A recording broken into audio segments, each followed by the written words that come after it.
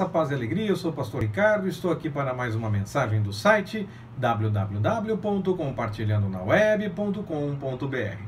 Comentamos de forma geral a respeito das bem-aventuranças, você encontra essa mensagem aqui no nosso espaço, bem como falamos em mensagens separadas de cada uma das bem-aventuranças antes da que vamos falar hoje. Você encontra igualmente essas mensagens por aqui. Hoje nós vamos ler apenas o versículo 9 de Mateus capítulo 5. Então o Evangelho de Mateus capítulo 5, versículo 9, diz assim: Bem-aventurados os pacificadores, porque eles serão chamados filhos de Deus. Os pacificadores pregam a paz, mas não apenas uma paz como ausência de guerras e conflitos, antes se preocupam com a essência da paz.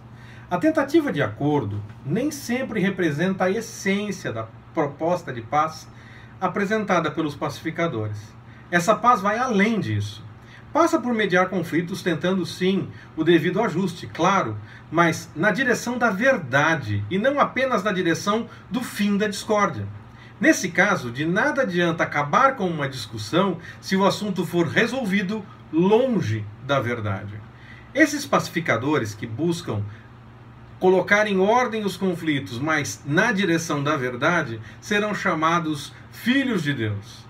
Esses que mediam sim os conflitos com vistas a uma solução e que se preocupam também com mais do que apenas a discórdia, se preocupam com a solução que faça avançar na direção da vontade do Senhor, na direção da verdade. A sociedade, os diversos grupos, buscam apenas o fim de um conflito que seja favorável ao seu entendimento.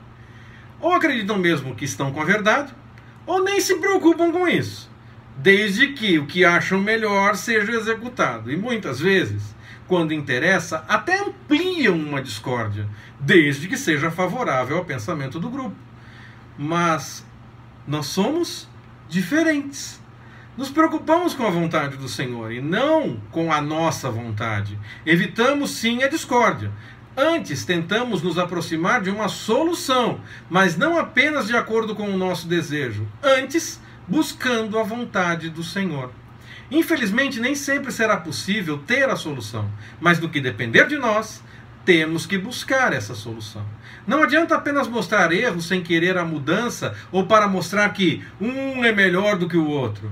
Ao apresentar um erro, devemos ter o desejo de que o outro reconheça o seu erro e queira mudar. E não apenas devemos querer ganhar no argumento, achando que um é melhor do que o outro. A ideia de textos bíblicos que dizem que no que depender de nós devemos ter paz com todos é essa. As pessoas buscam a vontade do Senhor. E quando fazem isso, elas não buscarão apenas uma paz com ausência de intrigas ou de crises. Essas pessoas devem buscar a paz na direção da vontade do Senhor, da verdade que liberta, mas da verdade mesmo, e não daquilo que nós queremos acreditar que seja a verdade. E devemos ter essa paz com todos, no que depender de nós. Não podemos abrir mão da vontade do Senhor, da verdade que liberta, apenas para não ter conflitos. Aceitamos qualquer coisa para não ter conflitos. Não, não é assim. Se fosse assim, Jesus e outros tantos profetas na Bíblia não teriam tido tantos problemas, não é verdade? Quem anuncia a mensagem do Senhor busca mais que a paz que seja apenas aparente ou ausência de conflitos. Busca a paz que seja para viver dentro da vontade do Senhor. E no que depender de nós, é essa paz que nós devemos buscar. Se as outras pessoas não quiserem essa paz, aí já não depende de nós ter essa paz com quem não queira. Não decidimos pelo outro. Fazemos como Jesus fez com o jovem rico. Em vez de querer obrigar, impor, tentar buscar através de uma lei que a pessoa tem que obedecer, ele é obrigado a obedecer. Não, não é assim que o cristianismo age.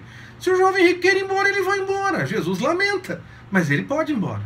Jesus não obrigou ninguém a segui-lo. Jesus convidou.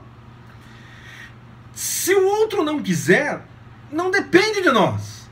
se nós estivermos buscando de fato a vontade do Senhor, se nós estivermos de fato preocupados em fazer a vontade de Deus. Se nós estivermos mais preocupados com argumentos políticos ou qualquer razão que possamos ter com base em qualquer proposta a respeito de qualquer assunto, de qualquer coisa que você possa imaginar, apresentar o erro do outro apenas para desmoralizar, em vez de querer esperar mudança, conversão, alteração de rumo, aí nós temos que nos acertar ainda com o Senhor.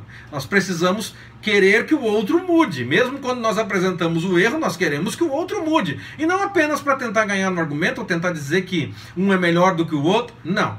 Isso não faz parte do modo que o cristianismo age. Busquemos então a pacificação.